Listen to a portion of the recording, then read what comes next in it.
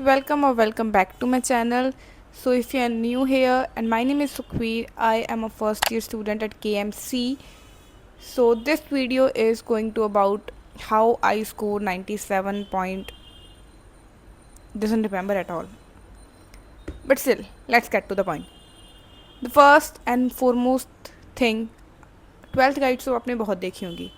But usually people suggest resources as जैसे आपको competitive exam clear करना हो.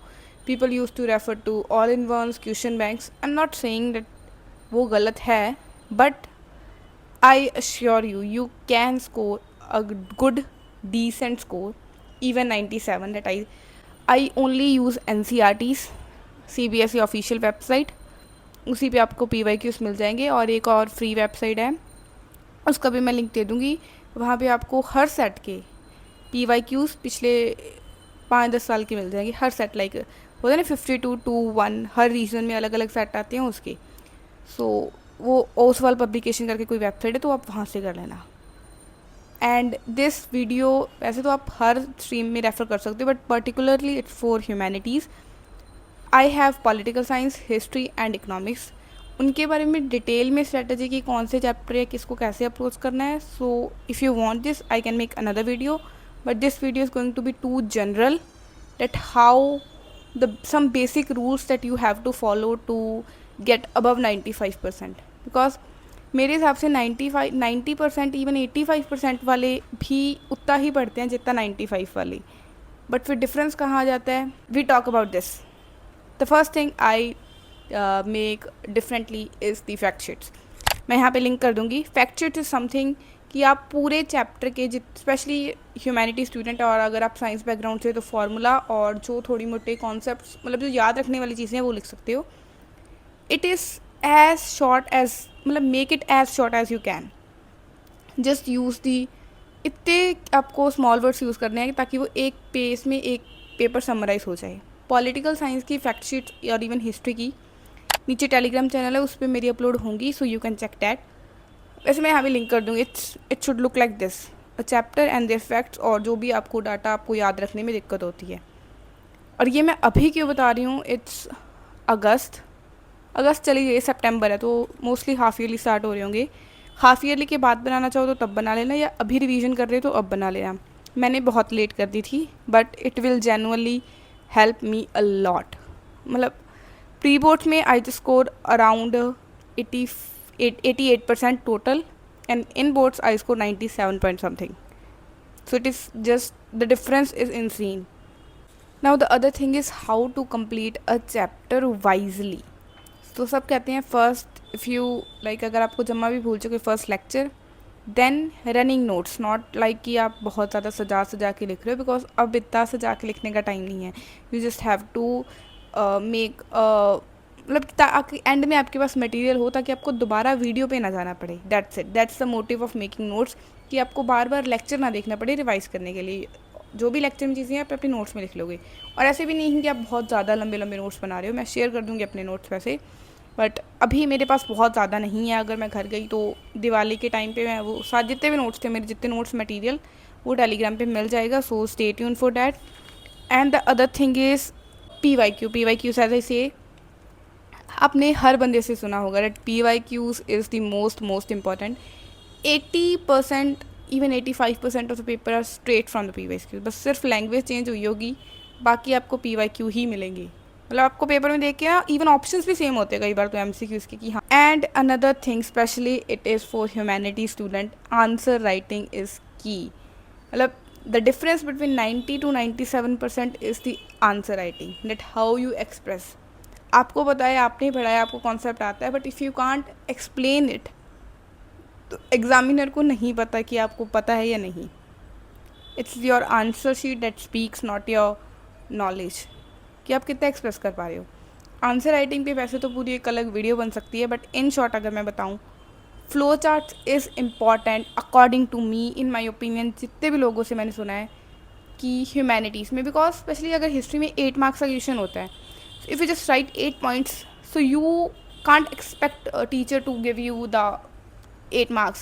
मतलब 8 पॉइंट्स अगर आप 4 5 6 वर्ड का एक पॉइंट लिखोगे देन आई डोंट थिंक कि वो वर्ड लिमिट भी पूरी होगी और वो कंटेंट भी उसमें उतना आएगा. So first make flow charts.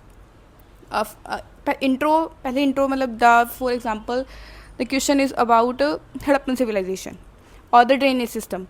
So first any keyword related intro that Harappan civilization is from c 2600 BCE to this and this. आपने 2 लाइन या 3 लाइन का इंट्रो लिख दिया. Then you make a flow chart. ये drainage system अच्छा या उसमें क्या क्या था, उसमें ड्रेनेज सिस्टम आ गया या अर्बन कोर में क्या क्या था, तो उसके फ्लो चार्ट बनाओगे. उसकी ऐसी हेडिंग सी आप बीच में करके ऐसे 4 भी बना सकते हो, सिंपली चार्ट भी बना सकते हो. सो फ्लो चार्ट से क्या होता है, टीचर को पता लग जाता है कि अच्छा आपने ये पॉइंट्स इंक्लूड किए हैं. Then you make sub headings and write 3 points in each sub headings.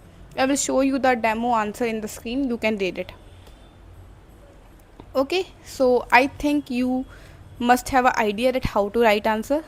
3 things is most important in short: intro, flowcharts, conclusion. You have to give a conclusion that this is, अगर उन्होंने पूछा कि आप इस बात से एग्री करते हो तो हाँ, this factors that I mention above, आप 2-3 लाइन में उसे कंक्लूड करोगे ही.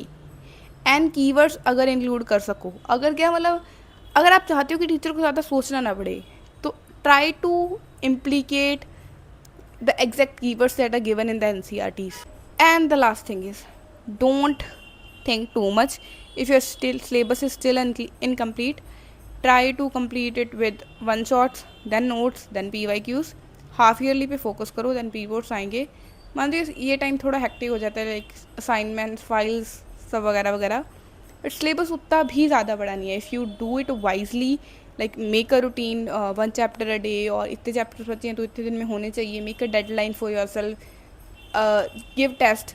और रही बात कि आपने प्रैक्टिस कहाँ से की, ऐसे मैंने कोई भी रिसोर्सेज रेफर नहीं किए. जेनुअनली सिर्फ इको के लिए मैंने एड्यूकार्ट के एग्जाम्पल पेपर लिए थे, दैट्स इट.